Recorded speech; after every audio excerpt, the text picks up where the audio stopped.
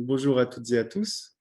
Merci pour votre présence pour cette conférence en ligne donc sur le thème de la conception védique de la mort et la quête de l'immortalité.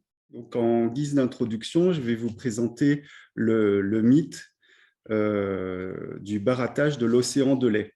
Donc, son nom dans la tradition védique, c'est le Samudra Mantana. Donc, je vais partager des images, comme ça, ce sera un petit peu plus parlant. Donc, il y a trois sources principales de ce mythe du barattage de l'océan de lait: le Mahabharata, le Vishnu Purana et le Ramayana. Alors, l'histoire raconte que le sage Durvasa rencontra Indra, le roi des dieux, qui chevauchait son éléphant blanc, et il lui offrit une guirlande de fleurs en signe de respect. Alors, il faut savoir que l'éléphant blanc, donc il a une symbolique importante par rapport à notre histoire, c'est qu'il s'appelle déjà Airavata, c'est le gardien du paradis et le chef des éléphants, qui sont les montures des divinités qui gardent les directions cardinales. On verra tout à l'heure que cela a une importance par rapport à la mort et l'immortalité. Donc, la guirlande de fleurs dégageait un parfum très puissant, et tant et si bien qu'il a attiré les abeilles, et l'éléphant s'est agité, la guirlande est tombée à terre. Durvasa s'est senti offensé, il était furieux et il condamna Indra et les dieux à perdre leur force, leur énergie et leur fortune. Alors, leur fortune, c'est-à-dire leur immortalité. Par la suite, les dieux qui étaient en guerre contre les démons, les Asuras, ils perdent leur guerre, et à ce moment-là, les Asuras peuvent gouverner les trois mondes, le monde terrestre, le monde céleste et le monde inférieur. Alors, les dieux vont voir Vishnu, ils l'appellent à l'aide, et celui-ci les invite à boire du nectar d'immortalité, l'amrita. Mais pour y parvenir, il faut barater l'océan de lait pour extraire ce nectar. Mais ils sont trop faibles et trop peu nombreux pour pouvoir faire ce barattage. Donc, Vishnu leur recommande de faire alliance avec les Asuras, et en leur promettant qu'ils pourront boire l'amrita. Et Vishnu leur précise, il leur promet qu'il interviendra pour éviter que les Asuras ne puissent le boire. Ce faisant, donc les dieux vont faire cette alliance avec les Asuras, les démons. Ils vont chercher le mont Mandara. Alors, dans d'autres versions du mythe, c'est le mont Meru, et ils l'emmènent vers l'océan. Le mont Mandara donc, va servir de tige de barattage. Et le serpent de Shiva, Vasuki, va servir de corde. Alors, dans d'autres variantes de ce mythe, c'est le serpent de Vishnu, Shesha, qui va servir de corde. La tâche est périlleuse et il y a de nombreux morts. Vishnu les ressuscite. Le barattage commence. La montagne n'est pas assez stable. Elle vibre trop sur sa base, de telle sorte que il y a à nouveau des morts qui sont à nouveau ressuscités par Vishnu. Alors, Vishnu prend une initiative, il décide de se placer au pied de la montagne sous la forme d'une tortue afin de la stabiliser. Alors, la tortue, c'est un des avatars de Vishnu dans la tradition indienne. Donc, ce barattage peut être effectué et de nombreux joyaux émergent et sont partagés entre les participants. Par la suite, donc, le barattage arrivant à son terme, l'amrita contient du poison qui s'appelle alahala, et du fait de la présence des asuras dans le processus de fabrication. Shiva le boit pour le purifier. Et depuis lors, en fait, Shiva est représenté avec un cou bleu. Donc, l'amrita est enfin prêt pour la libation, et il est apporté par Dhanvantari, donc qu'on voit sur l'image de gauche, en bleu. Donc, c'est Vishnu qui se manifeste sous sa forme de médecin céleste. Et c'est sous cette forme de Dhanvantari que l'Ayurveda, hein, la médecine védique, est apportée aux hommes. Les Asuras s'emparent du vase qui contient l'Amrita et un combat débute entre les dieux et les Asuras.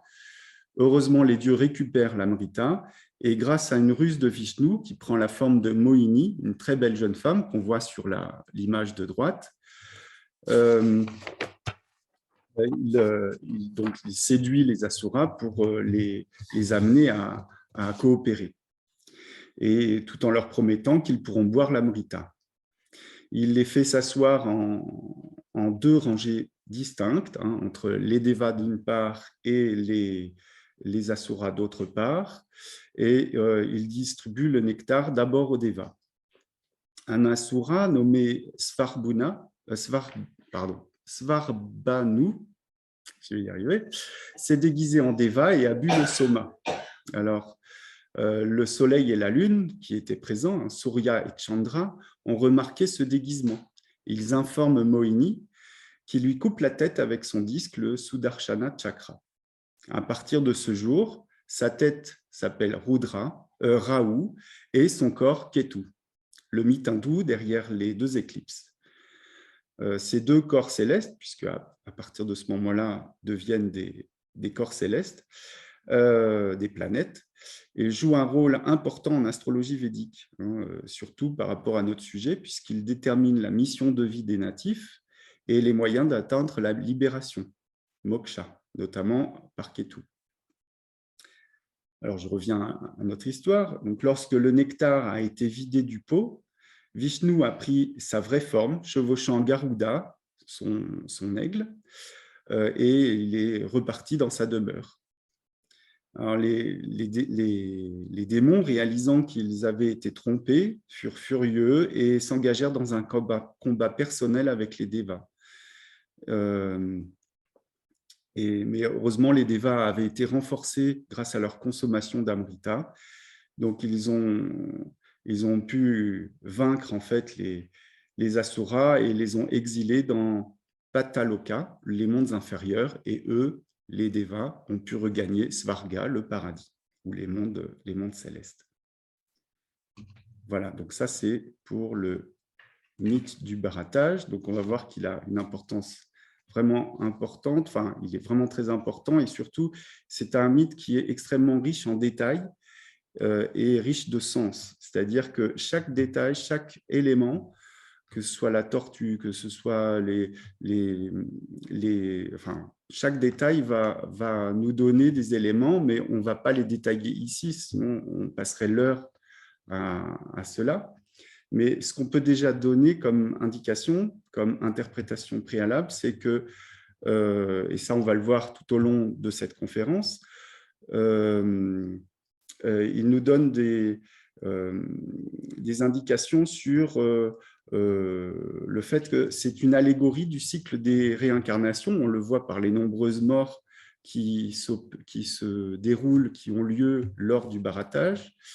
Donc, c'est une allégorie du cycle des réincarnations, le samsara, et il est une quête de la libération du cycle des renaissances, hein, à travers la moksha. Mais pour comprendre toutes ces subtilités, il va nous falloir appréhender la conception védique de la mort. Donc, dans un premier temps, nous allons l'envisager dans les mythes, puis dans la philosophie. Alors, la conception védique de la mort dans les mythes. Une histoire du Mahabharata, encore le Mahabharata, décrit la naissance de la mort.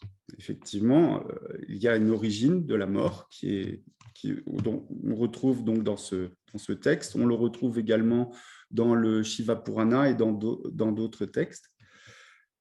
Mais là, je me suis servi du Mahabharata pour celui-là. Donc, pour ceux qui sont intéressés, c'est dans le livre 7. Alors, on dit que Yudhishthira, l'aîné des Pandavas, apprit pour la première fois la véritable nature de la mort auprès du sage Krishna Dvapayana. C'est l'ami et le gourou des Pandavas. Alors, c'était pendant la grande guerre de Kurukshetra. Le champ de bataille était jonché de morts et donc Yudhishthira était seul à ruminer les événements de la journée. Parmi les morts ce jour-là se trouvait Abhimanyu, le jeune et vaillant fils d'Arjuna et le grand espoir des Pandavas. Alors il s'exprima ainsi: « Je ne trouve aucune tranquillité d'esprit, soupira Yudhishthira, alors que le sage Krishna Dvapayana venait comme d'habitude pour s'enquérir de leur bien-être. Pourquoi toutes ces morts, cette cruelle destruction d'êtres vivants? Pourquoi enlever un jeune de ce monde? Qu'est-ce que cette chose appelée la mort? Où est-elle apparue ?» En réponse, le sage raconta simplement à Yudhishthira l'ancienne histoire de la naissance de la mort, telle qu'elle avait été entendue par Narada, le sage divin doué de la connaissance des trois mondes. Une fois le travail de création terminé, Brahma a remarqué que son univers créé était en expansion. Toutes les créatures semblaient grandir et grandir sans fin. Brahma réfléchit alors: à ce rythme, l'univers sera forcément un jour surpeuplé au-delà de sa capacité. La pensée l'inquiéta, et bientôt son inquiétude se transforma en agacement qui prit alors la forme d'un immense feu cosmique qui commença à anéantir l'univers entier. À ce moment, le tout compassionnel Mahesha, c'est un des noms de Shiva, apparut devant Brahma et implora Brahma de s'abstenir de détruire sa propre création. Brahma expliqua alors que, bien qu'il ait eu l'intention de le détruire, il ne pouvait pas s'en empêcher car la terre-mère était alourdie par un fardeau croissant et c'était en fait elle qui l'avait supplié d'être soulagée. Ce fut sa supplication qui lui fit penser à un moyen approprié d'alléger son fardeau. Mais d'une manière ou d'une autre, a déclaré Brahma, l'épreuve m'a ennuyé, puis il en est résulté tout cet incendie.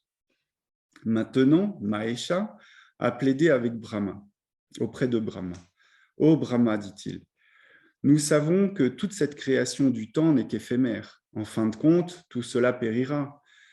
Mais pour le moment, commence, retiens ta colère et laisse cette création exister pour quelques-uns. Permets à cette énergie ardente de rentrer en toi afin que tous ces êtres créés jouissent un peu plus longtemps de la vie. De plus, tu dois te souvenir que la tâche de dissolution de cet univers est vraiment la mienne. En effet, tu as toi-même attribué ce travail tu m'as toi-même attribué ce travail quand le moment sera venu.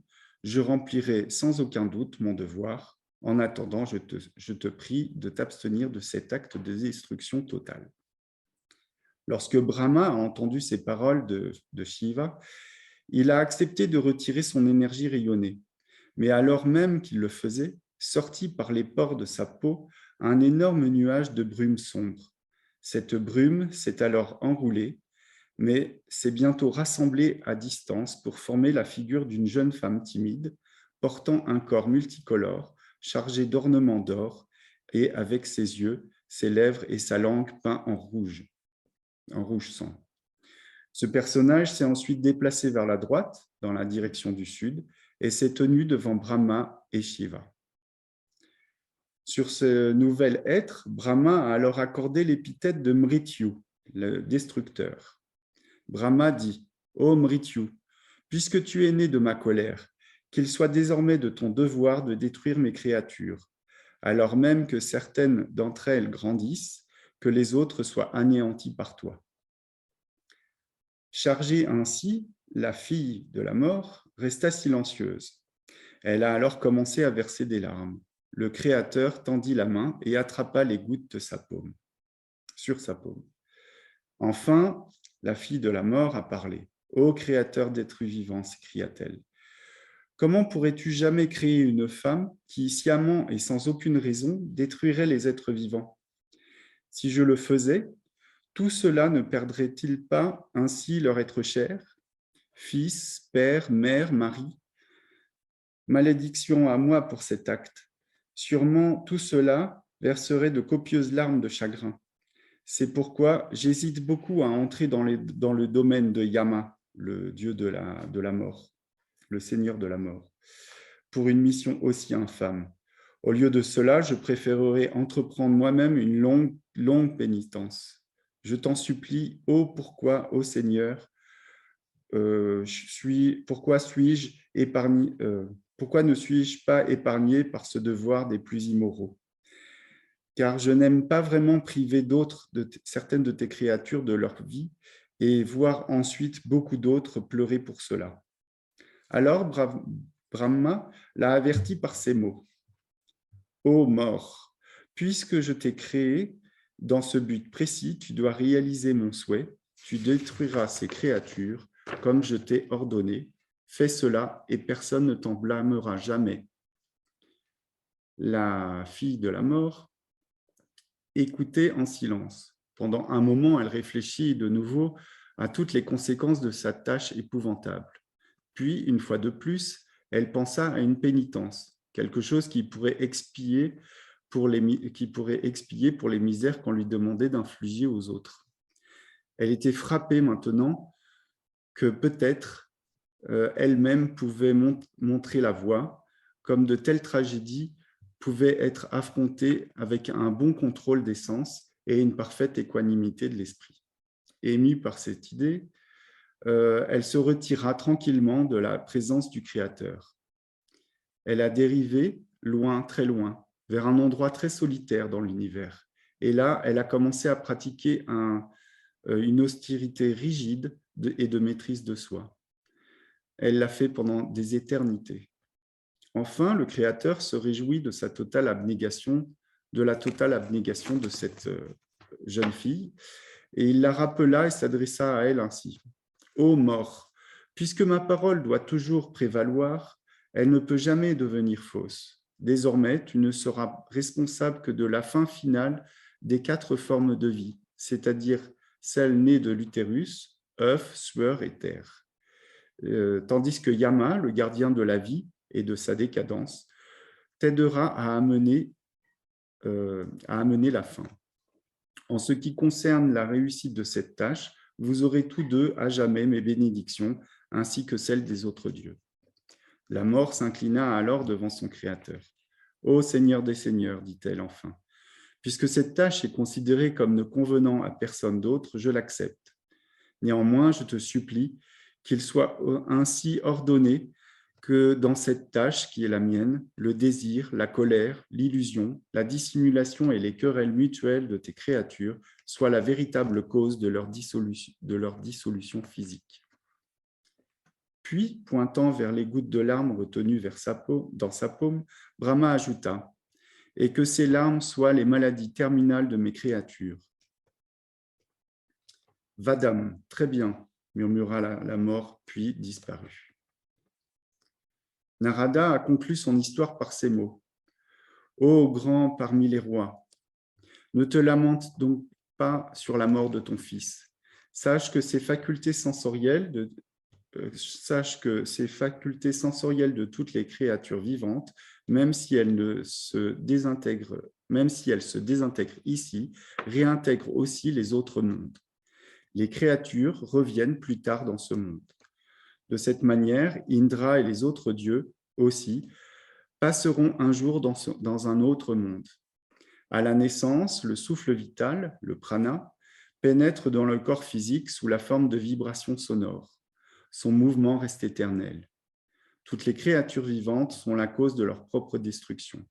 Yama et ses messagers ne les détruisent pas. Par conséquent, les hommes sages, sachant que la mort est une création de leur créateur, ne pleurent jamais la mort. Voilà, donc ça c'était le mythe de la naissance de la mort. Très intéressant, donc on voit apparaître déjà l'idée du samsara, en tout cas de la mort due au mauvais karma, à la dette accumulée des mauvaises actions. Et puis, on voit qu'il apparaît donc d'autres personnages qui sont liés à la mort. Il n'y a pas seulement que la mort, il y a Yama, et donc c'est la prochaine étape de mon exposé, donc c'est sur les différentes représentations de la mort. Donc, on a Mrityu, Yama et Kala. Alors, il y en a beaucoup d'autres, mais ce sont les trois principaux. Donc, on a vu Mrityu Kanya, donc littéralement la fille mort, qui représente un peu ce que, en Occident, on appellerait la faucheuse. Et puis, il y a Yama, le souverain des enfers, le dieu de la mort. Et finalement, il y a aussi Kala, qui représente le temps, mais c'est le temps qui est sous différents aspects. On l'a déjà vu évoqué à travers ce que disait Mahesha ou Shiva dans le mythe précédent, que c'est dans la destruction inévitable dans les cycles de la création et de destruction du monde. Mais on aurait pu mettre aussi Niriti, Kala, Antaka ou Shani. Mais là, on va vraiment se focaliser sur ces trois principaux. Alors là, je me suis intéressé surtout au Brahma Vairta Purana, qui décrit en fait les différentes fonctions de ces trois personnages liés à la mort. Alors, l'histoire est centrée sur Malavati, une femme des plus chastes et vertueuses qui, un jour, s'est soudainement retrouvée veuve à un âge précoce. Malavati s'est finalement approchée du Seigneur Vishnu et a demandé au Seigneur une explication pour la mort ultime de son mari. Vishnu, cependant, a simplement envoyé chercher Yama, Mrityu Kanya et Kala et leur a demandé à tous les trois d'expliquer à Malavati pourquoi son mari lui avait été enlevé. Yama fut le premier à apparaître, un énorme, sombre, bipède et de la vertu même personnifiée. Yama entra accompagné par l'âge saisi et la maladie mortelle. Donc, ce sont deux personnages également qui sont des comment on dit, anthropomorphisations en fait, de l'âge âgé et de la maladie mortelle qui étaient de chaque côté de lui. Alors, désignant les deux, Yama dit « Ces deux-là et moi sommes conjointement responsables d'avoir causé la mort. Cependant, nous ne sommes pas entièrement libres à cet égard, car la mort ne survient sur chaque créature qu'au moment approprié, Kala. Lorsque la faucheuse, la fille mort, elle-même arrive pour priver la créature de sa vie, elle est ici maintenant et vous pouvez lui demander pourquoi elle le fait encore et encore. » Mrityu Kanya, la faucheuse, s'avança alors. Une brume sombre, vêtue de rouge, l'air chaste, compatissante et belle, avec 6 mains. Elle commença par déclarer hardiment qu'elle était très attachée à son mari Kala, qu'elle était très attachée à son mari Kala et que ses enfants, au nombre de 64, travaillaient directement sous l'ordre de Kala. Donc Malavati lui demanda « Mais vous êtes une femme, n'est-ce pas? Comment pourriez-vous jamais voler une autre femme de son mari ?» Mrityu Kanya répondit « Le Créateur m'a créé dans ce but même. Mais si jamais la juste colère d'une femme chaste et dévouée me réduisait en cendres, je serais en effet très heureux de me débarrasser ainsi de mon odieux devoir. Mais alors, demande d'abord à Kala. » Alors, c'est là que Kala, ou Mahakala, se présenta alors sous sa forme immense et infinie. Il avait 6 visages, 16 mains, 24 yeux et 6 jambes. Son apparence était affreusement sombre et pourtant elle scintillait comme un soleil éclatant. Kala s'adressa à Malavati en ces termes. « Ô femme chaste, si je dois dire la pure vérité, je dois admettre que moi-même, je ne sais pas exactement pourquoi ton mari a perdu la vie. Mais ce que je sais, c'est que nous trois ici, Yama, Mrityu Kanya et moi, sommes tous soumis au seul et unique suprême, celui qui a créé aussi Brahma, Vishnu et Mahesha. Pourquoi? Pour ne pas parler aux autres, même la nature elle-même a peur de celui-là. En effet, c'est celui-là, avec un C majuscule, hein, qui seul connaît la véritable cause de toute vie et de toute mort. Et c'est celui-là seul qui peut redonner vie à un mort. Alors, c'est une déclaration qui s'accorde bien avec ce que nous venons de voir avec la Bhagavad Gita par rapport à ce que disait Shiva. Hein. Donc, c'est la conception du temps qui détruit, mais qui est personnifiée, en fait. Donc là, voilà, qui est personnifiée par des divinités électives, hein, selon le culte. Donc, ça peut être tantôt Brahma, hein, sous sa forme non pas de dieu de la création, mais de Brahma suprême, hein, qui va embrasser les trois temps du temps, donc création, préservation et destruction, ou Vishnu sous sa forme de Mahavishnu, ou Shiva sous sa forme de Sadashiva, ou Shakti sous sa forme de Parameshvari. Donc, ce sont des dieux à la fois créateurs, préservateurs et destructeurs.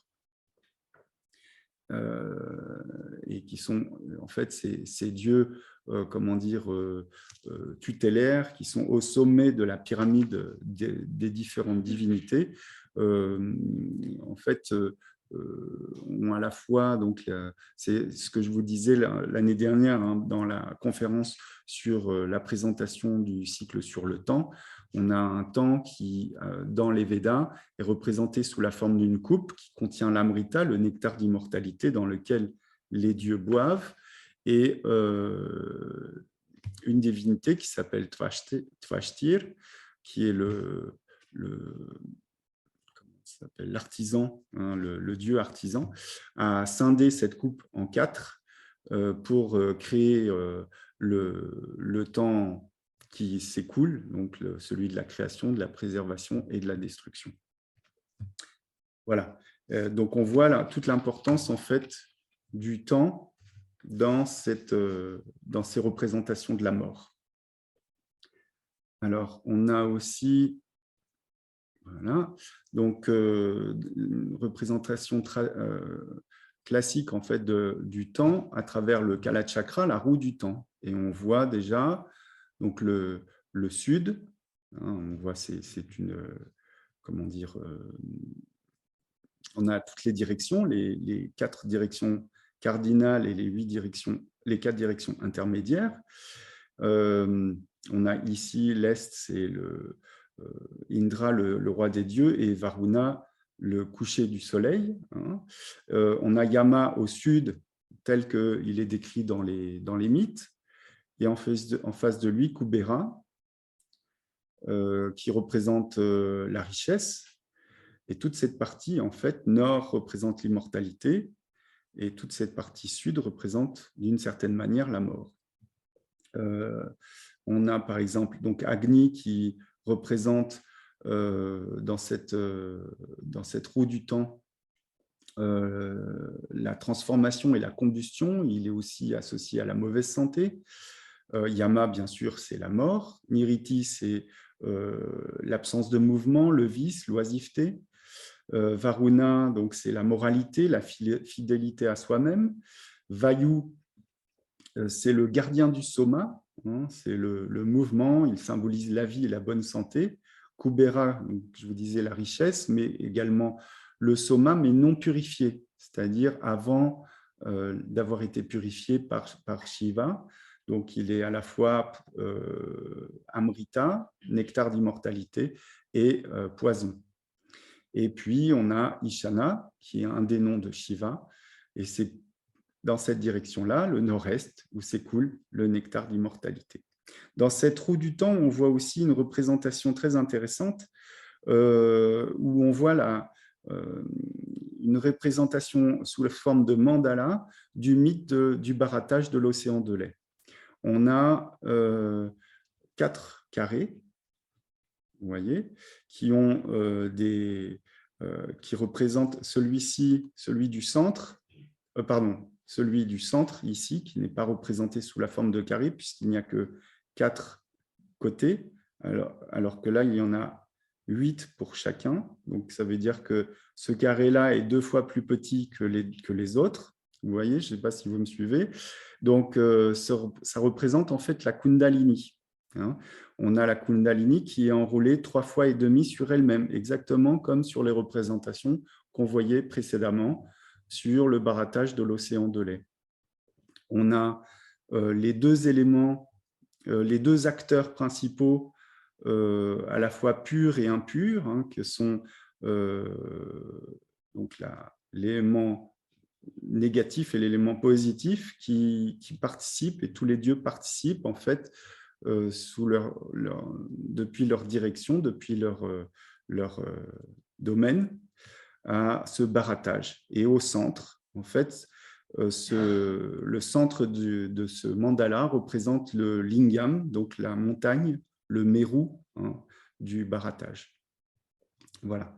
Donc après, on y reviendra, hein, sur cette roue du temps, notamment au cours du séminaire du mois de mars, qui sera consacré à l'astrologie.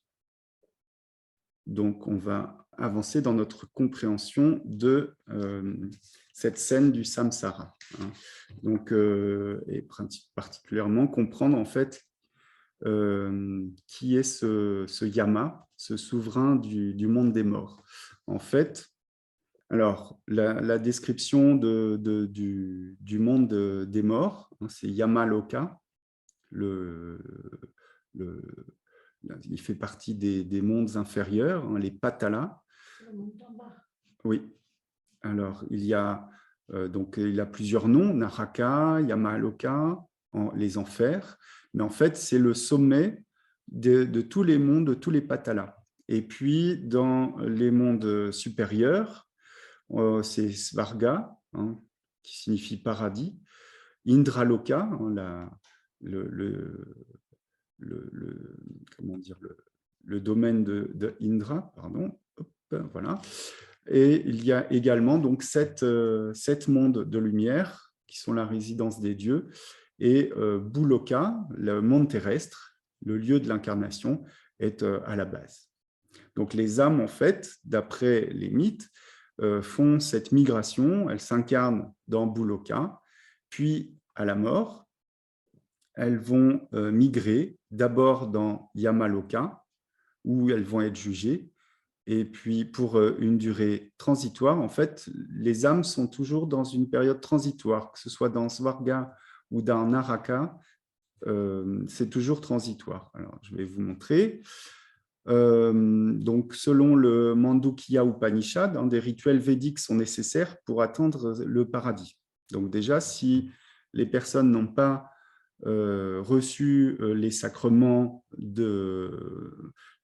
si les rites funéraires n'ont pas été pratiqués, on a peu de chances de parvenir à Svarga.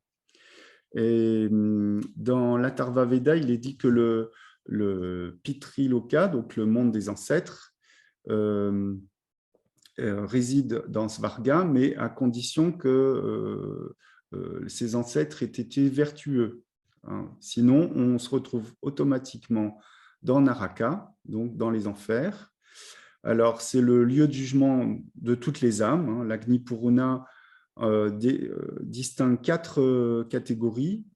Le Manu Smriti, donc la loi de Manu, en décrit 21, le Yajnavalkya également, Devi Bhagavata Purana en décrit 28.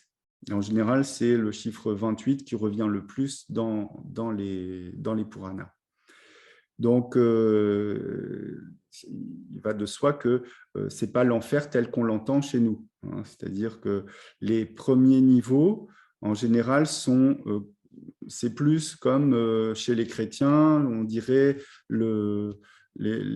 c'est comment le nom d'ailleurs, c'est le purgatoire, c'est-à-dire on est un peu en attente, hein, donc en transit, voilà. Mais de toute façon, c'est toujours en transit, quel que soit que ce soit le paradis ou l'enfer, c'est toujours un transit.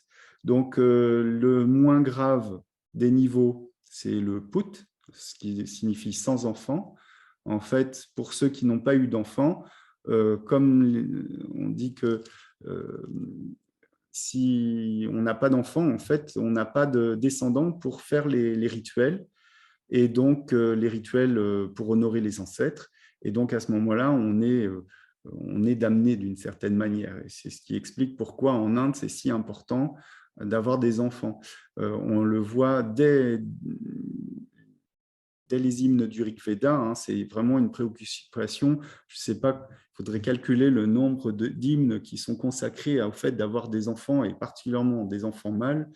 Mais en fait, l'une des raisons est celle-ci, c'est la peur d'être damné, en fait, de se retrouver dans les enfers parce qu'on n'a pas d'enfants pour pratiquer ces rites. Alors bien sûr, les rites peuvent être pratiqués par d'autres personnes, hein, mais c'est dans la croyance populaire, c'est très, très ancré. Ensuite, il y a Avicii, c'est le sans vague. Alors, c'est pour ceux qui attendent la réincarnation, mais sans souffrance particulière. Et ensuite, il y a Samatha, abandonné, pour les êtres maléfiques, les asuras. Il y a ensuite Tamisra, les ténèbres. Donc là, c'est un petit peu plus méchant. Et puis Richisha, c'est expulsé. C'est là où commencent les tourments de l'enfer. Et enfin, le coup de mala, lépreux, le pire enfer pour ceux qui vont se réincarner. Et enfin, là, vraiment, alors je vous ai mis que les principaux, hein, parce que je n'allais pas vous décrire les 28. J'ai sélectionné ce qui a été le plus significatif. Le Kakola, donc c'est le poison noir, le gouffre sans fond pour ceux qui sont condamnés à une damnation éternelle et ils n'ont aucune chance de se réincarner. Voilà, donc ça c'est une présentation pour la scène, hein, de ce samsara, comment avant de s'incarner ou de se réincarner, selon les écrits védiques, on passe par ces différentes étapes. Donc on voit que qu'on soit dans Svarga, dans Buloka ou dans Naraka, pour un Indien ou pour un hindou, c'est jamais très agréable en fait. Et tout va être fait en fait pour échapper à ce cycle des incarnations.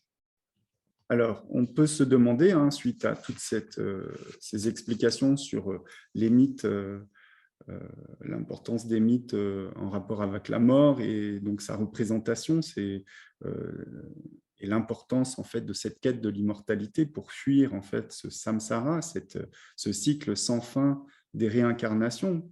On peut se demander quels sont les présupposés théoriques, hein, comment cette conception de la mort est-elle justifiée d'un point de vue philosophique. Comment, par exemple, le corps physique meurt et pourquoi et comment l'âme est vouée à un séjour temporaire dans le monde des ancêtres avant de se réincarner. Comment les Upanishads, qui sont les ouvrages, les traités philosophiques qui sont une spéculation philosophique sur les Védas, justifient-ils l'immortalité de l'âme? C'est ce dont nous allons répondre maintenant. Alors, et puis, ce qui va nous permettre de comprendre aussi pourquoi l'âme est prisonnière du cycle des incarnations et comment elle peut s'en libérer. Alors déjà, il faut bien avoir à l'esprit que dans la pensée indienne, il y a une continuité ontologique et téléologique entre le temps absolu et le temps humain.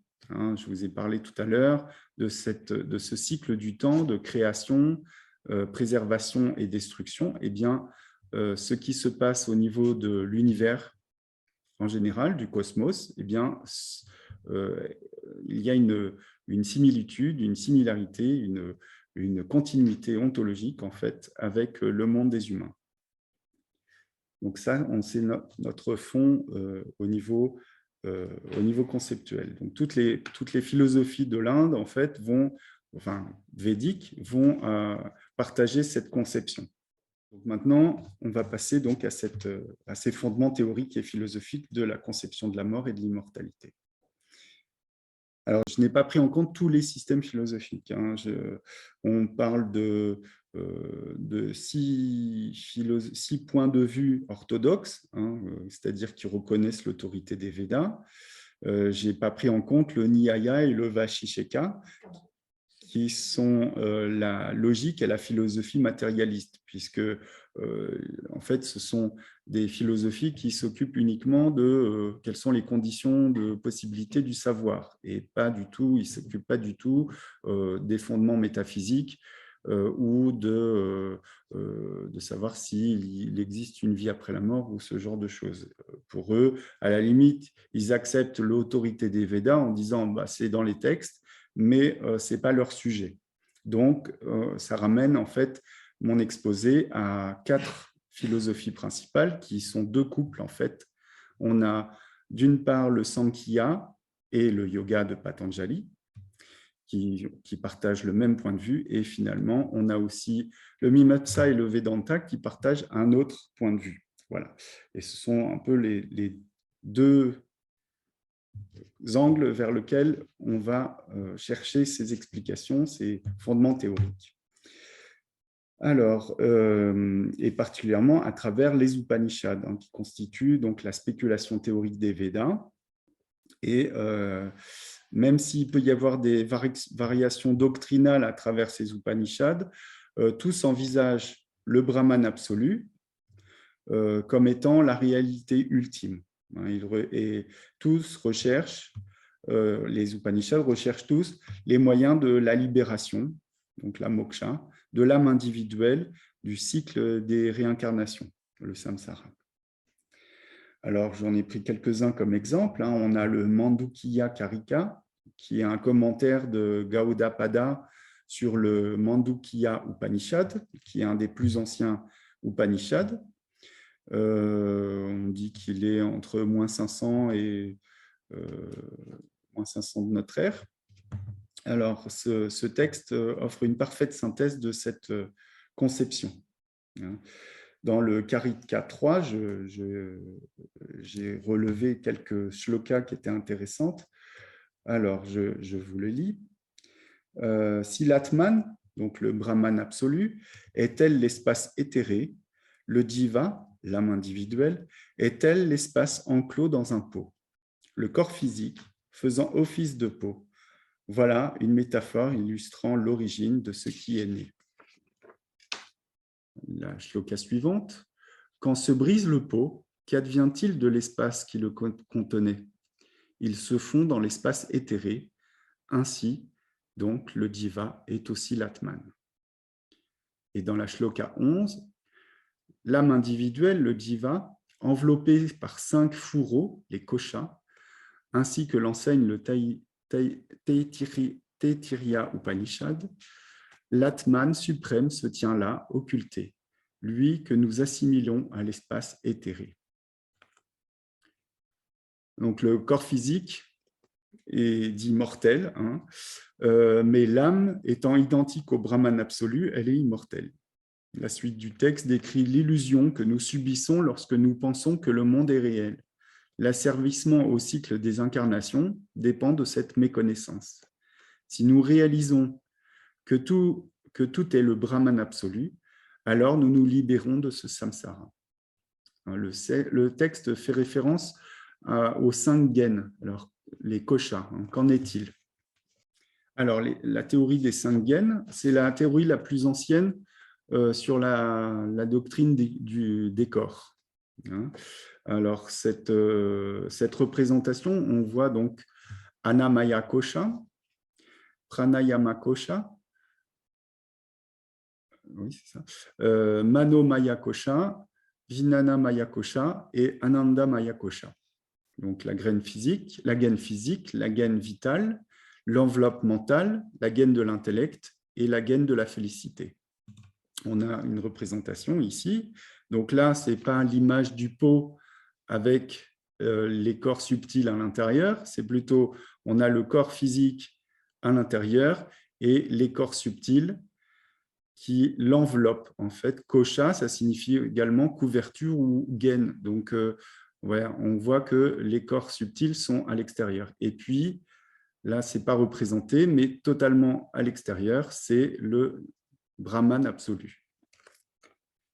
Alors, cette doctrine, en fait, est très, très intéressante parce qu'elle nous permet de voir que le corps physique n'est pas l'ensemble du corps, d'accord?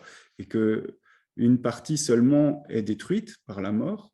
Et ça, pratiquement tous les Upanishads sont d'accord sur cette théorie. Alors, il y a une autre théorie qui est celle des 3 corps. Elle est un petit peu plus tardive, mais elle est quand même ancienne et on trouve des sources aussi dans les Upanishads. Cette théorie, elle est partagée à la fois par le Sankhya Karika, par donc les textes du Sankhya, par les textes de l'Ayurveda et les textes védantiques. Donc, cette théorie des 3 corps, on a le corps causal, le diva, l'âme, et le corps physique. Donc, leur nom, c'est Karana Sharira, Linga Sharira et Stula Sharira. Le corps causal, c'est le Brahman absolu. Hein. Donc, là, on est vraiment dans ce qui est éternel et qui ne se détruit pas, même après un pralaya, c'est-à-dire une réabsorption totale de la création. Le corps causal continue d'être immergé dans le Brahman absolu. Alors que le corps physique, lui, est impermanent, éphémère et mortel. Et entre les deux, on a l'âme, donc le corps Linga Sharira, hein, le corps énergétique, qui est immortel, mais jusqu'au prochain pralaya. C'est-à-dire que lors de la réabsorption du monde, même l'âme disparaît, seul persiste le corps causal. Alors, entre ces deux représentations, hein, soit la représentation des couvertures, des koshas, des gaines, et cette représentation des 3 corps, la plus simple, bien sûr, pour nous, c'est la théorie des 3 corps, puisqu'on on sait ce qui va mourir et ce qui ne va pas mourir, alors que là, c'est un peu plus complexe. En fait, ces 2 théories ne sont pas antagonistes, elles ne sont pas opposées l'une à l'autre, elles sont même complémentaires. Voilà.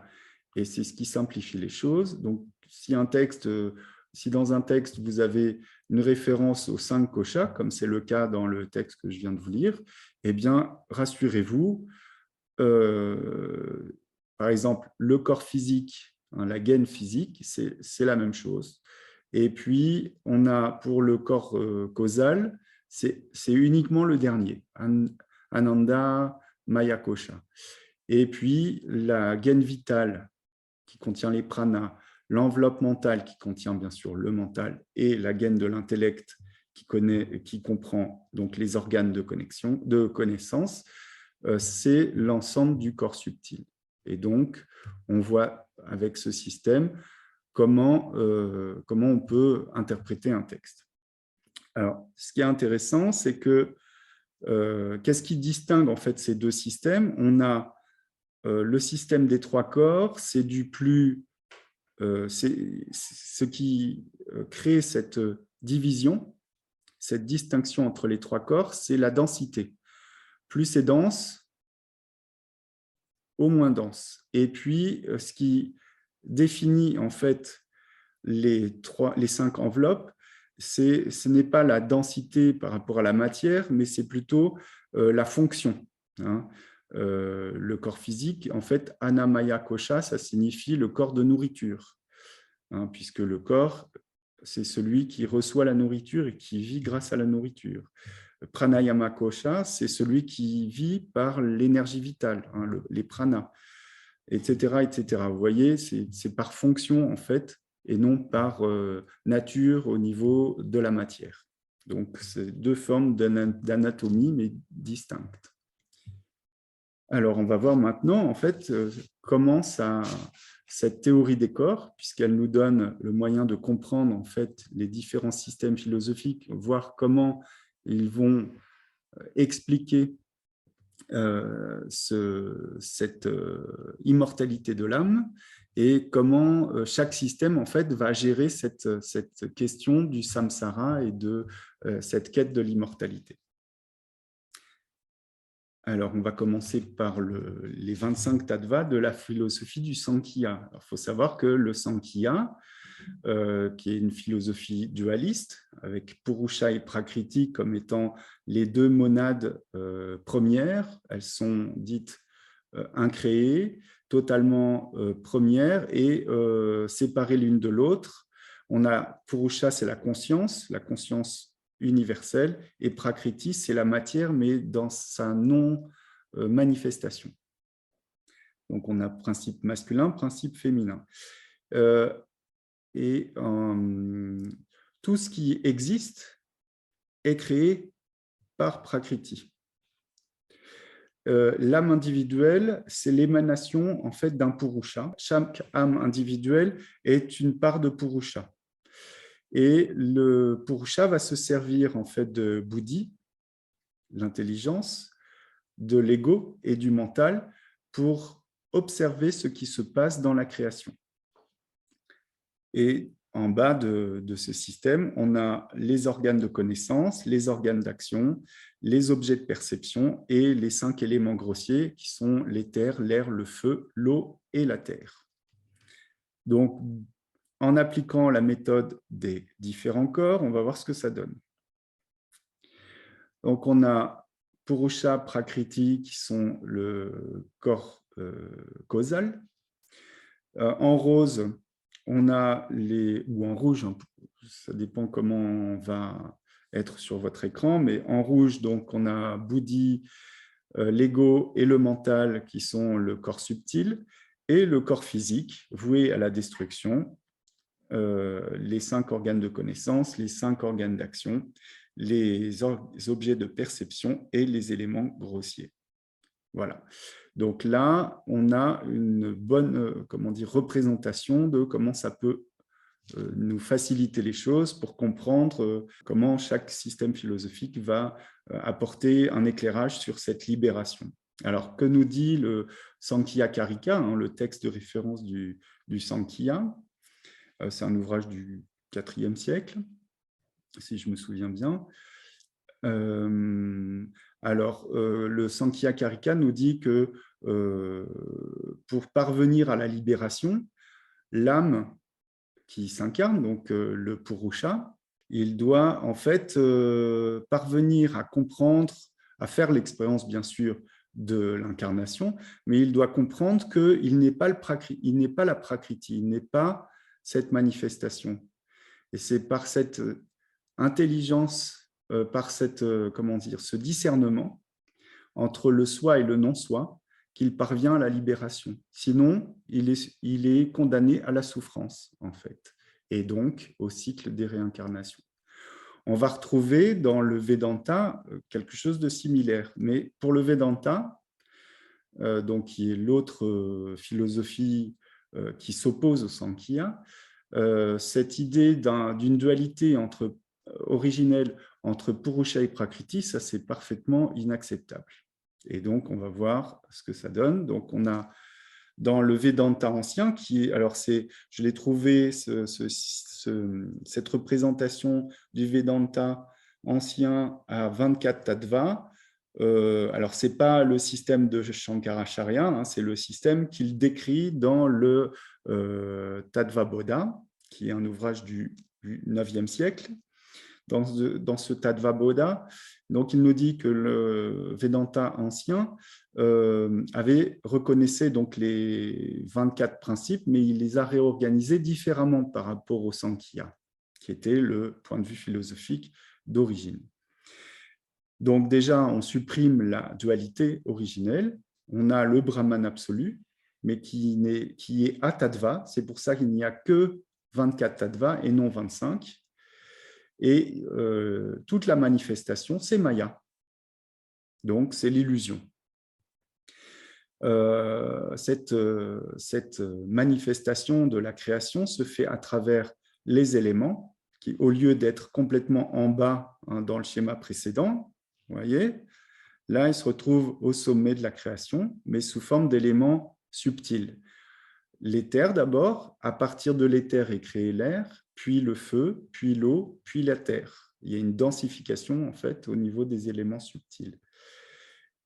Ces 5 éléments vont se décliner, se manifester sous 3 formes d'énergie, sattvik, donc pur, rajasique, l'activité, et tamasique, l'inertie.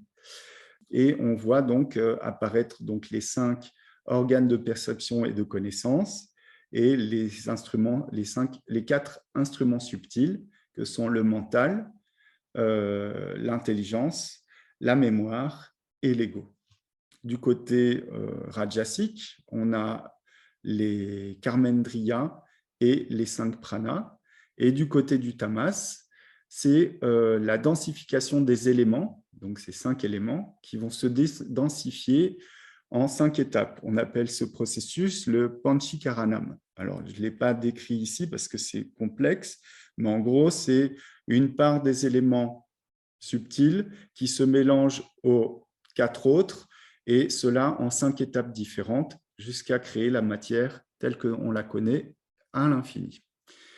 Alors, où se situent les corps en termes de charira? Donc, le document suivant, on a donc le corps causal, Brahma, Maya, puis on a le corps subtil, avec tous les éléments en rouge, et le corps physique représenté par cette densification des éléments de départ. Donc, quand le corps meurt, il reste l'ensemble du corps subtil, et comme il n'y a plus de dualité, donc il y a a priori, enfin, c'est ce que pensaient ces premiers védantistes, on parvenait en fait par un effort de méditation, un peu comme ce qui était préconisé par le yoga et le Sankhya, par un effort de compréhension et de connaissance du soi et du non-soi, parvenir à l'identification avec le Brahman, qui est seule chose existante, puisque tout le reste n'est que Maya. Alors, pour Adi Shankaracharya, cette situation était, certes, le principe de non-dualité est respecté, et donc là, pour lui, ça allait plus dans le juste, mais pour lui, il y a une chose qui était inacceptable. C'est comment, en fait, le corps subtil, qui est de nature très différente du Brahman, comment il peut s'identifier au Brahman? Il y a une différence ontologique en fait entre le corps subtil et le corps causal qui rend cette identification quasiment impossible. Donc, il va rénover ou réformer en fait ce système des 24 tattvas en un système à 36 tattvas. Alors, rassurez-vous, je vais juste pour le moment, je vous montre les généralités, après je zoomerai pour qu'on voit plus près. Donc, le système des 36 tattvas, donc de l'Advaita Vedanta, donc le Vedanta non dualiste, qui est le même que le Tantrika, hein, donc avec quelques modifications. Donc, on a les tattvas, les 25 tattvas du Sankhya qui sont en bas. On a Prakriti et Purusha et tous les différents éléments qui étaient présents déjà dans le Sankhya. Mais je vais agrandir. Donc, il appelle ça les tattvas physiques. Puis, il crée 2 catégories supplémentaires qui sont les tattvas mixtes, la conscience microcosmique, et les tattvas purs, la conscience macrocosmique. Donc, je vais agrandir pour qu'on puisse voir de plus près. Là. Donc, c'est toute l'ingéniosité en fait de ce système à 36 tattvas, c'est de permettre en fait la création d'un système à 3 niveaux où on a le corps causal, le corps subtil et le corps physique qui sont bien distincts. Et ce qui se passe, donc on a Purusha, l'âme individuelle, et Prakriti, le principe féminin, Alors, Prakriti, je reviendrai après parce que c'est vraiment, il y a une exception justement par rapport au Tantra. Mais quoi qu'il en soit, on a tous les éléments qui constituent le, le corps subtil sont représentés par ces différents éléments. Et par cette, alors je ne vais pas détailler parce que ce serait vraiment long, mais en gros, on peut voir une analogie ontologique en fait entre le corps causal et le corps subtil. Donc, quand le corps physique meurt, qu'importe, il reste donc ce plan objectif du devenir, hein, sous la forme du temps, du destin, de la manifestation partielle de la limitation de la conscience universelle, de la méconnaissance, hein, l'illusoire par rapport aux choses, et puis le pouvoir de la passion. Donc, ce plan objectif du devenir, en fait, c'est celui qui peut être connu, par exemple, par l'astrologie. On a, c'est ce qu'on appelle le Kalapurusha, c'est-à-dire à travers, c'est là que se joue en fait la mémoire des vies passées et le plan de ce que l'on doit travailler dans cette vie pour parvenir à dépasser la limitation de la conscience, à dépasser en fait cette connaissance illusoire des choses, à dépasser en fait le destin, à passer d'un temps limité à un temps absolu, universel, et à dépasser ses propres passions pour pouvoir s'identifier à la conscience absolue, hein, d'un Brahman absolu, pur. Alors, selon le culte, ça va être Mahabindu, le vide, Nirguna Brahma, hein, Sadashiva, Mahavishnu, Parameshvari. Mais quoi qu'il en soit, c'est toujours un principe masculin, une conscience pure et un pouvoir, une énergie, comment dire, en tant que Shakti, qui sont à l'origine des trois fonctions créatrices de l'univers.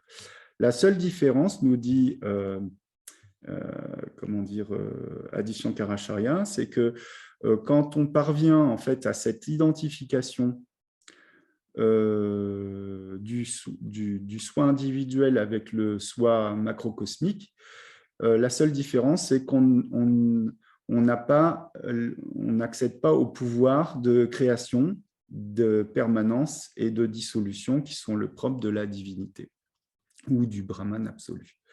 Mais quoi qu'il en soit,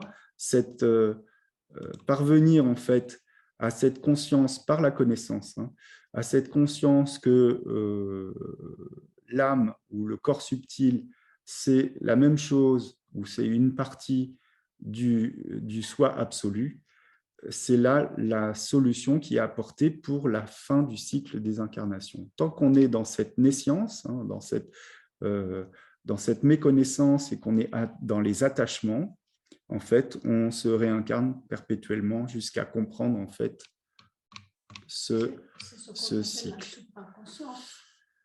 C'est un petit peu différent parce que Bouddhi, il est ici dans ce système-là, il fait partie du corps physique. Donc, c'est un petit peu différent. Alors, je voulais revenir aussi sur Prakriti pour faire la différence entre le système védantique et le système tantrique. Dans le système védantique, il n'y a que Purusha. Et dans le système tantrique, Prakriti fait partie aussi du Linga Sharira, hein, du corps subtil.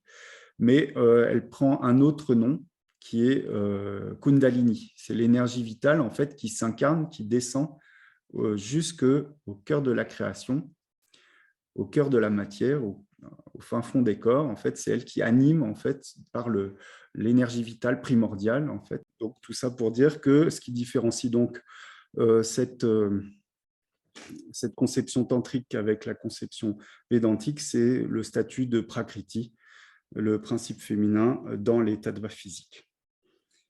Voilà donc pour une présentation générale en fait des principaux courants philosophiques par rapport à cette problématique du de la mort et de l'immortalité, de ce cycle des incarnations. On a vu à travers les concepts de la théorie du corps ou des corps, comment les édifices en fait théoriques et spéculatifs de la philosophie védique, post-védique, ont cherché en fait à se calquer avec les mythes.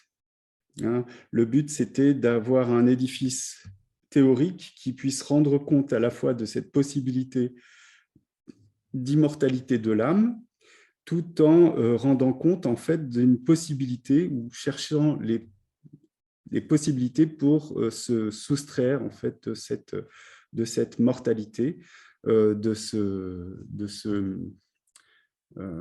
cette fatalité du cycle des incarnations. Donc, par exemple, hein, dans le Brahma Sutra, hein, qui est l'un des 3 principaux piliers du Vedanta, c'est un ouvrage hein, qui analyse l'ensemble des Upanishads dans le but de fournir une méthode de libération du samsara. Alors, selon ce texte, hein, les âmes individuelles sont impliquées dans le samsara par les effets de leurs actions antérieures, le karma. La moksha, la libération de ce cycle sans fin de la naissance, de l'action et de la mort, ne peut être obtenue que par l'étude de la connaissance des Védas, hein, sa philosophie. Celui qui connaît et médite sur le Brahman absolu, de la manière prescrite par les Upanishads, atteint à sa mort l'émancipation définitive. Il passe par les différentes étapes du chemin des dieux jusqu'au monde de Brahma, et y jouit d'une existence heureuse, éternelle, à partir de laquelle il n'y a pas de retour dans la sphère de la transmigration. Les caractéristiques de l'âme libérée sont similaires à celles de Brahman. Il participe à toutes les qualités et pouvoirs glorieux de ce dernier, à l'exception du seul pouvoir de Brahman de créer, gouverner et de rétracter le cosmos. La méthode de libération repose donc sur la connaissance du soi, le rejet du non-soi. Le corps n'est pas le Brahman, seule l'âme individuelle immortelle peut parvenir à cette identification. Alors, on peut s'interroger, hein, suite à cette lecture des Brahma Sutras, sur justement quels sont les moyens, pourquoi les moyens de cette libération ne se limitent qu'à la méditation et à la connaissance discriminante entre le soi et le non-soi.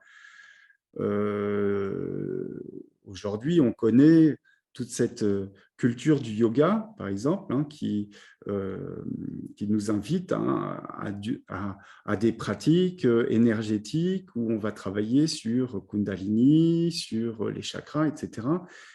Dans quel système on peut classer justement ces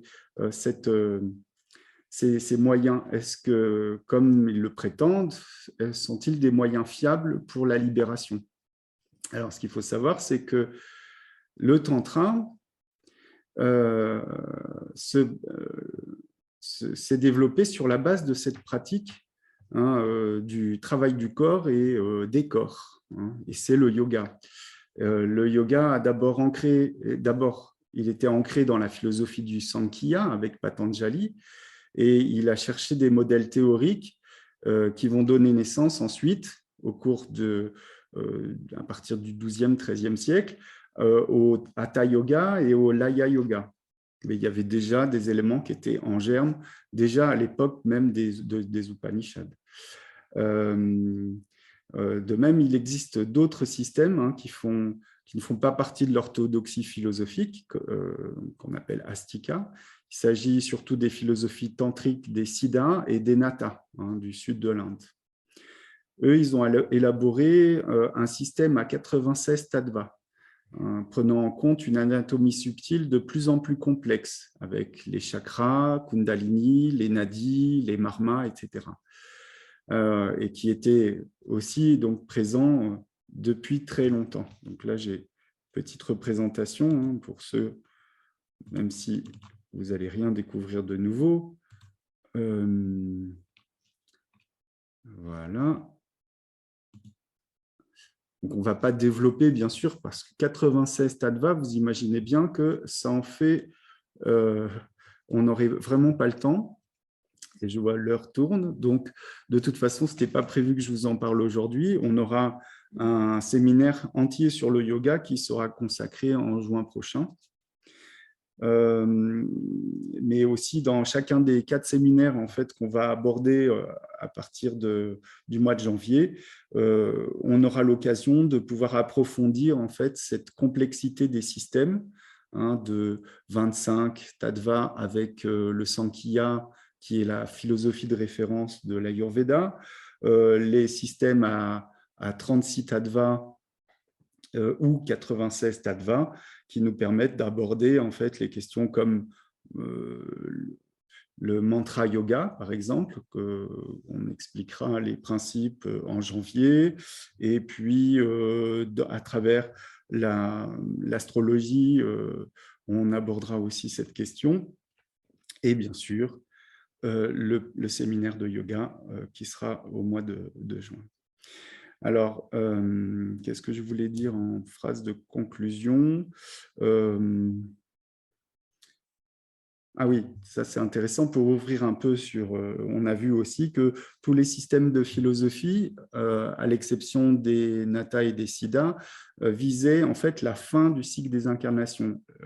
Quand il est question en fait de l'immortalité, c'est toujours l'immortalité vue d'un point de vue, comment dire, c'est comme une promesse. On dit, voilà, après, si on parvient à rompre le cycle, c'est après notre mort, après la mort du corps physique, on parvient à cette immortalité. Mais c'est une promesse, on n'en a pas la confirmation tant qu'on n'est pas mort.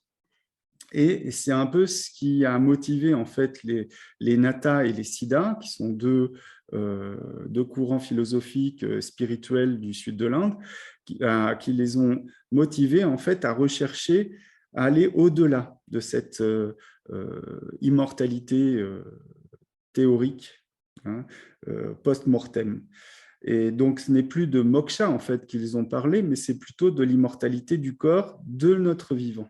Donc ça, c'est intéressant de voir comment en fait le yoga, notamment le hatha yoga et le laya yoga, s'inscrivent dans cette logique en fait, dans ce programme de recherche, de quête de l'immortalité de notre vivant. Donc, par exemple, au cours du séminaire sur l'Ayurveda, on aura l'occasion d'aborder cette question de la médecine des Siddhas. Ce sera très intéressant de pouvoir la comparer avec la médecine ayurvédique qu'on a plus l'habitude de connaître. Voilà, donc maintenant, je vais passer la parole à mes camarades de l'université. On va vous présenter brièvement le programme des 4 séminaires à venir. Alors, bonsoir.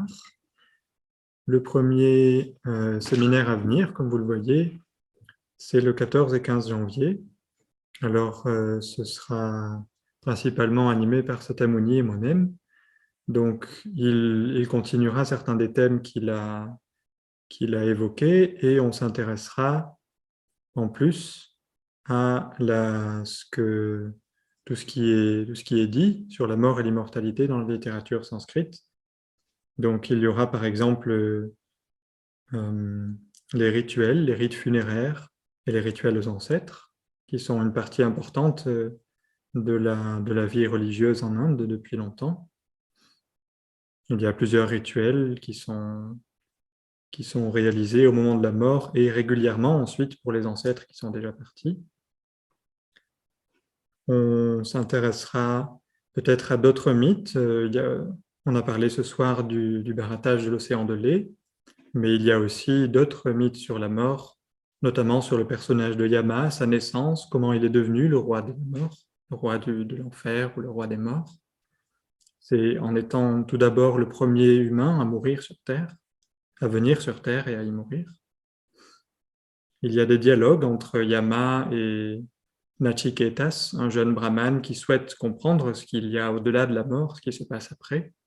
Et donc les deux, Nachiketas va directement poser les questions à Yama, qui est bien obligé de lui répondre devant son insistance.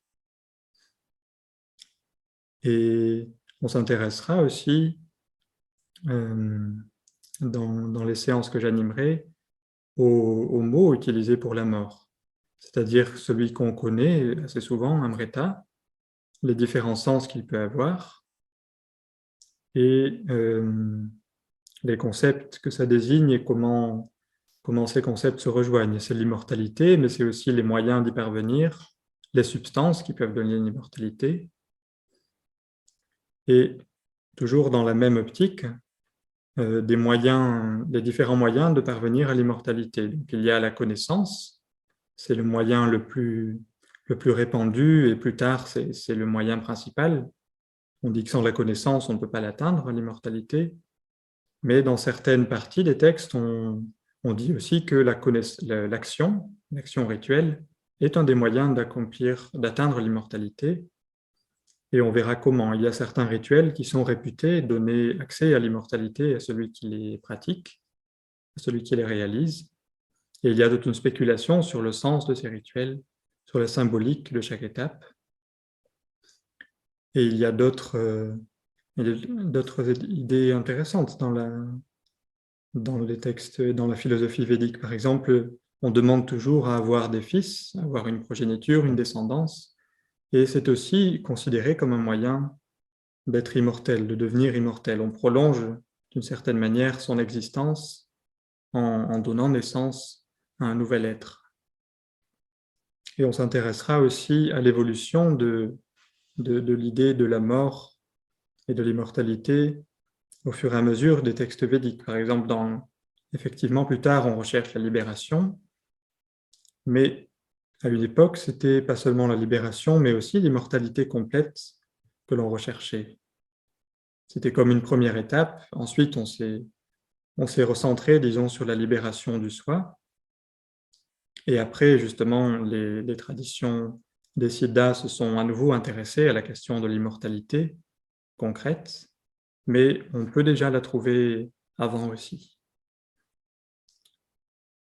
Et donc, dans la partie que vous voyez appelée alchimie du verbe, ce sera dédié à expliquer comment le verbe, c'est-à-dire la parole, sous la forme de mantra généralement, est efficace pour nous donner accès à la divinité et à l'immortalité.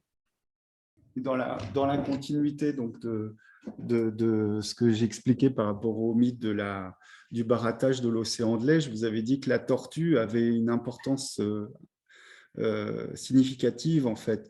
C'est-à-dire que la tortue qui se met au centre, qui supporte le mont Mérou pour ne pas qu'il vacille, en fait, c'est une allégorie en fait de l'alphabet sanskrit avec ses huit membres.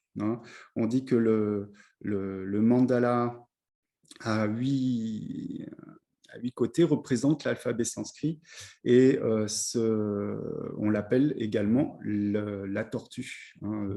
La tortue, c'est le nom. Tortue en sanskrit, c'est Kurma. Voilà, c'est Kurma Yantra ou quelque chose comme ça, le nom. Et ça représente en fait l'alphabet sanskrit. Et donc, à travers cette allégorie de la tortue qui vient soutenir le mont Mérou, on a l'idée aussi du mantra yoga qui est considéré comme le prémisse vers cette quête d'immortalité en incorporant en fait les lettres de l'alphabet sanskrit qui sont qui sont considérées comme étant les manifestations de la divinité. On les incorpore dans notre corps pour fusionner en fait avec le soi. Donc, on verra dans toute cette problématique en fait de la performativité en fait de la langue sanscrite, comment en fait, d'un point de vue théorique, est justifiée cette efficacité des mantras. Donc, vous aurez vraiment toutes les questions que vous avez pu vous poser pour savoir justement comment les mantras peuvent être efficaces. On essaiera d'y répondre. Voilà. Bonsoir. Alors, le séminaire aura lieu donc le 4 et 5 mars 2023 sur le thème donc, de la longévité dans l'Ayurveda à la quête de l'immortalité dans la médecine des Siddhas. Et les intervenants seront donc Satamouni et moi-même. Donc, en fait, dans ce séminaire, nous démontrerons en fait différents aspects de Rasa Shastra selon l'Ayurveda, selon la médecine des Siddhas. On sait que l'Ayurveda a de nombreuses branches. Et le Rasa Shastra est une des branches qui est relative à la conception et à la fabrication des remèdes et qui vise, donc avec sa pharmacopée, à préserver la santé, favoriser la régénération et accroître la longévité. Donc, on expliquera d'abord tout ce processus, à quoi il mène et quelle en est la substance et pourquoi. Et également tous les principes de l'alchimie, de la science alchimique, puisque le Rasa Shastra utilise les métaux, tous les minéraux, et également les plantes et parfois des éléments d'origine animale, plutôt dans le processus de transformation et de purification pour aider les minéraux et les métaux, mais pas uniquement. Et donc, tout ce processus alchimique, donc purification, transformation des métaux, où l'or, le mercure et le soufre jouent un rôle essentiel. Donc, tout ça, c'est à la base du savoir-faire du Rasa Shastra. Et tu veux dire autre chose que par exemple, alors ce qui est intéressant, c'est que le modèle du Rasa Shastra, le modèle théorique, son paradigme, en fait, est étrangement similaire en fait au mythe qu'on vient de voir sur le barattage de l'océan de lait. Ça, vous verrez, c'est extraordinaire en fait cette similitude en fait entre ce mythe et finalement ses applications dans les savoir-faire et notamment dans la science médicale, qu'elle soit du nord avec l'Ayurveda ou du sud avec la médecine des Siddhas. Il y a aussi, pour ceux qui sont moins friands de théorie, on abordera aussi des questions plus pratiques. On vous donnera des conseils sur des plantes qui sont considérées comme hautement régénératives. Ça, c'est intéressant, ça pourra aider certains. On verra que de nombreuses plantes sont régénérantes et donc de voir un peu si, par exemple, on a ce genre de plantes chez nous, ou alors s'il y a des équivalents, ça c'est intéressant aussi, des plantes locales ou des plantes européennes qui peuvent être utilisées en Ayurveda dans ce but de régénération. Voilà. Vaste programme. Bonsoir. Donc, en ce qui me concerne, je vais travailler avec vous les 29 et 30 avril sur la mort et la longévité dans le Jyoti Shastra, donc avec Satamouni. Pour ma part, on va regarder les méthodes qui sont proposées pour calculer la longévité. Et donc, dans le Jyotisha, on s'intéresse donc à cette question de savoir quand est-ce que on peut calculer la date de sa propre mort, mais aussi la date de la mort des proches. Alors, ça peut nous paraître surprenant, mais voilà, ça dépend de la philosophie que l'on a et que l'on porte vis-à-vis de la mort. Évidemment, en consultation, si on me demande quand est-ce que va mourir ma mère, puisque je voudrais avoir son héritage, voilà, il y a une question d'éthique qui se pose. Donc aussi vis-à-vis là, au niveau de l'éthique, bon, ça, chacun de voir ce qui est juste, mais dans l'intérêt de calculer la mort, ça peut être un intérêt de préparation. Il peut y avoir aussi parfois des questionnements. Si on a un enfant, par exemple, qui est malade, à quoi s'attendre. Voilà, il peut y avoir vraiment des aspects qui sont utiles et pratiques. Alors, honnêtement, c'est pas un sujet que comment dire, dans la pratique, je veux dire, voilà, c'est pas un sujet dans la pratique que je maîtrise totalement, puisque c'est pas une question auquel je réponds souvent. Mais mon objectif, c'est dans ce séminaire de vous présenter les différentes méthodes qui existent, notamment les yogas de longévité, les techniques qui expliquent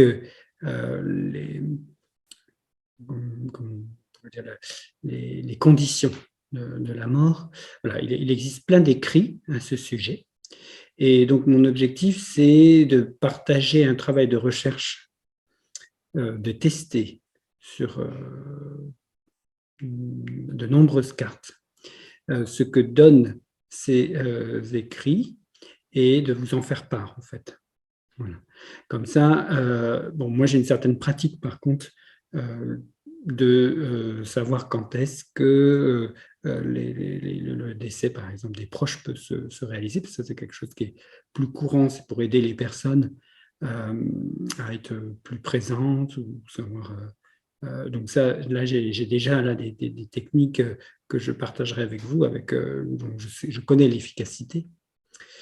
Mais en ce qui concerne la mort de la personne elle-même, je dois faire ces recherches. Je préfère vous dire que je serai dans un partage de recherche à ce sujet. Voilà, donc on aura une journée entière, donc ça permettra de voir les techniques et de faire part de celles qui, à mon avis, fonctionnent, ne fonctionnent pas. Ceci dit, ça suppose quand même, pour que vous puissiez suivre, d'avoir un minimum de connaissances en Jyotisha, pour cette journée-là, en tout cas, en ce qui me concerne, parce que je ne pourrais pas donner les bases de l'astrologie et en même temps vous partager le sujet de recherche. Donc, il faut avoir un minimum de connaissances sans avoir forcément toutes les connaissances du Jyotisha, mais au moins connaître les signes, la maîtrise le lien entre les planètes et les signes, ce qui vous permettra de suivre. Voilà. Donc, j'espère que ça vous intéressera. Moi aussi, ça m'intéressera de faire partager avec vous ce travail de recherche. Je vais peut-être, Monique, tu veux dire quelque chose d'autre sur la deuxième partie. Alors, dans le Jyotisha. Moi, je voulais juste préciser, en fait, c'est ça qui est intéressant, l'approche de la mort par rapport à la différence entre notre perception de la mort en tant qu'occidentaux et celle des Indiens. C'est que, comme on disait dans les mythes, c'est finalement, c'est pas la mort en elle-même qui fait peur, c'est plus l'après la mort, quoi. C'est-à-dire la dette karmique, comment il va falloir la régler une fois qu'on sera mort. Et c'est pour ça que quand les Indiens vont voir leur astrologue, l'idée de connaître la date de la mort, c'est quelque chose d'important pour eux, parce que ça leur permet, ils n'ont pas la même peur que nous par rapport à ça. Ce dont ils ont peur, c'est de ne pas être prêts au moment de leur mort. Et donc, connaître la date de sa mort, c'est se préparer au mieux pour réussir ce passage et donc parvenir voilà, au moins de ne pas se retrouver dans les pires enfers, sans doute. Voilà. Donc, c'est ça qui est intéressant, c'est de voir cette perspective par rapport à la connaissance de la date de sa mort. Personnellement, moi, ça me ferait peur de connaître la date de ma mort, mais dans une perspective védique, en fait, ça a tout son sens. Donc, oui. Voilà, je veux dire, dans le travail de recherche, ce qui sera intéressant, c'est de voir les techniques qui sont proposées et de les comparer à la réalité. C'est-à-dire, voilà, on peut prendre facilement les dates des morts de plusieurs personnages célèbres et de comparer les différentes techniques. Voilà. Et donc, on s'approchera, on essaiera de voir celle qui marche le mieux ou pas. Et puis, de réfléchir voilà, aux conditions aussi autour de la mort. C'est vraiment aussi intéressant. Voilà. Alors, pour ma part, dans ce séminaire, je vais surtout, comme je l'ai expliqué tout à l'heure, vous parler du Kala Chakra, donc cette méthode d'astrologie tantrique, en fait, qui est vraiment calquée en fait, sur le mythe du barattage de l'océan de lait. Sauf que là, on le voit à travers, en fait, c'est une représentation du ciel de naissance et du ciel du moment, avec la position des planètes en nakshatra, qui permet d'identifier, en fait, comment, en fait, ce barattage quotidien se fait par rapport à nos karmas. Donc là, ce sera intéressant de voir justement les mouvements du prana dans le Kala Chakra. Alors, c'est un savoir qui est difficile d'accès parce que très peu d'astrologues en fait le pratiquent en Inde. C'est surtout au Kerala, je crois, hein, que cette astrologie est pratiquée et de façon très parcellaire, seulement quelques méthodes, mais pas de façon complète. Donc, je me suis évertué un peu à retrouver en fait ces sources, ces origines. Et vous verrez, je n'en dis pas plus parce qu'il y a vraiment beaucoup de choses à partager par rapport à ça. Mais c'est vraiment passionnant de voir en fait que c'est un outil vraiment complémentaire de l'astrologie telle qu'elle est pratiquée dans le nord ou dans le sud de l'Inde. Et surtout, elle permet d'axer plus sur la santé, sur la mort et sur l'immortalité. Donc, elle a une dimension beaucoup plus spirituelle qu'un thème classique où il va y avoir d'autres questions qui vont venir, comment dire, des questions plus existentielles en fait. Hein. Là, on est vraiment uniquement dans le parcours en fait de l'âme entre sa naissance et sa mort et ses futures incarnations. Donc c'est ça qui est intéressant, c'est de voir en fait toute cette dimension-là. Alors pour le séminaire sur le yoga, hein, qui sera le 3 et le 4 juin, donc là, je vous ai largement présenté les différentes perspectives qui pourront être abordées à ce moment-là. On va voir à travers ce séminaire, bon, ma collègue Revati n'est pas disponible tout de suite pour venir en parler, mais voilà, l'idée c'est de voir à travers le yoga et particulièrement le Hatha Yoga et le Laya Yoga, comment cette alchimie intérieure, cette alchimie subtile en quête d'immortalité en fait s'opère. Et vous verrez que vous avez déjà des notions, si vous avez déjà été à des cours de yoga, si vous pratiquez des pranayamas, etc., vous êtes déjà très avancé en fait dans ces pratiques-là. Donc, toutes les pratiques en rapport avec la Kundalini, avec les chakras, etc., on abordera ça de façon à la fois théorique et pratique, puisque Revati finira sa formation cette année de professeur de yoga, donc elle sera fin prête en fait pour pouvoir mettre en pratique tous les aspects théoriques que nous allons pouvoir voir. Alors, ce sera l'occasion également d'aborder des textes parfois méconnus ou mal connus, hein, comme les Upanishads du yoga. Ce sera vraiment intéressant de pouvoir fouiller dans toute cette littérature très philosophique, mais aussi très pratique, et de voir quels sont ses ressorts en fait, hein, et ses finalités. Écoutez, on est très heureux que vous ayez écouté cette conférence et surtout de vous présenter ce thème qui va nous occuper toute l'année et de le partager dans les différentes branches, sciences. Et donc, vous savez sûrement que notre université fonctionne dans le cadre d'un fonds de dotation, c'est-à-dire ça fonctionne avec vos dons pour qu'on puisse continuer à avancer, puis pour aussi les projets de création d'une plus grande université. Donc, si vous souhaitez nous soutenir, c'est possible, voilà, par un don. D'ailleurs, toutes les activités cette année seront proposées en donation libre en fonction de ce que vous pouvez donner, de ce que vous estimez avoir reçu. Voilà, donc ça sera pour cette année. Donc le fonds de dotation fonctionne avec votre soutien financier. Merci. Merci beaucoup et à bientôt.